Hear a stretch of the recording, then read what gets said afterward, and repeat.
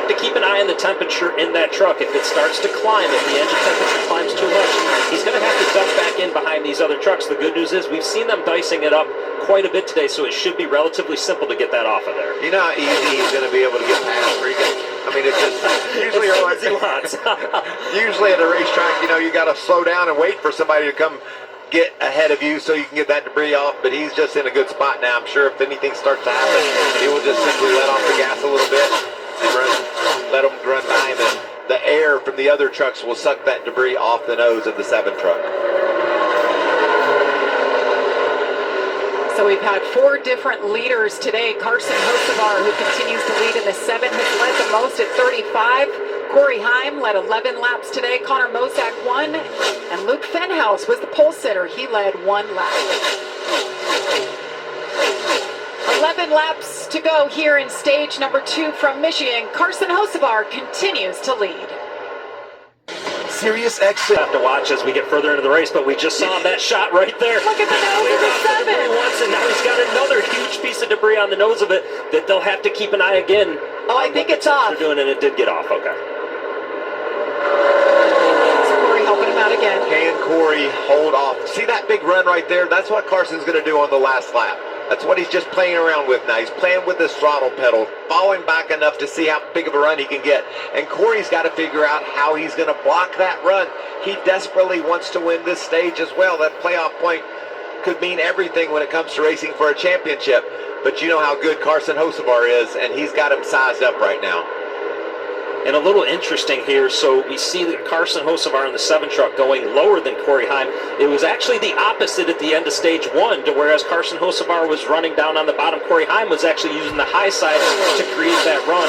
And we'll have to see how that plays out for the run that Carson's able to create when he's making those moves. And if Carson starts trying to roll off the gas a little bit, or excuse me, Corey as a leader, just to keep that big gap from developing, him and Hocevar, then here comes Tom Majeski. Here comes we'll see if Hocevar says, remember what you did to me, buddy? Or does he go now? I don't think he goes now. Oh, yes, he does. Corey Heim opts to go up to the top side, of course, to help disrupt the air on the front of Carson Hocevar's truck, trying to do everything he can to just give him a curveball that he doesn't expect. See him go to the bottom. He's trying to break the air from behind him, not allow Carson to get a run on him. That was a great move by Heim. That broke up that draft enough to put a couple of 3 extra truck lengths between our 2 leaders. Coming off turn 4, flag is in the air. Wow. Corey Heim for the 4th time this season. He has swept both stages of a race. Masterful job working the air, Regan. That was a great explanation of exactly what they were doing and working together there, or against each other to get that stage win. The 11 driver gets his 11th stage win of the season.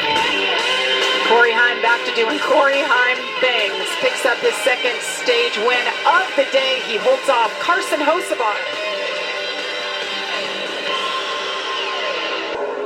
So Heim opted to push Hocevar out front.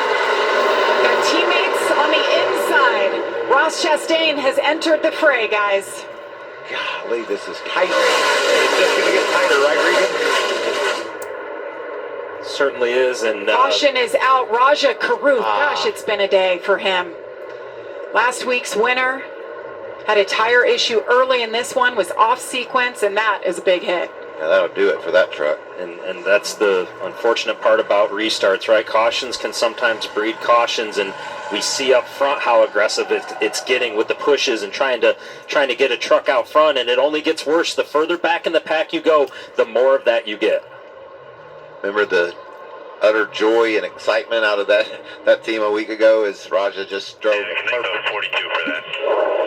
Drove the perfect race. He said something about Matt Mills in the 42 had a part to do with what happened here. Let's hop on board with the Morgan & Morgan Funes team. Oh. You're right, Michael. I mentioned Matt Mills. Yeah, I think that Raja tried to squeeze down a little bit. See if we can see another look. That's a little late. It appeared that they were going to end up 3 wide there, and I'm not sure that Matt necessarily knew that they were going to be 3 wide there, and Matt was on the outside. But as we look at this view again here, you'll see on the right side of the screen, Matt Mills, it appears there's room there, and he comes down just a little bit. And that's enough to upset Raj's truck right there, which then ultimately ended up in him trying to save it. And as he saved it, it went up and slapped the right rear and then followed it with the right front of the truck. And you said it.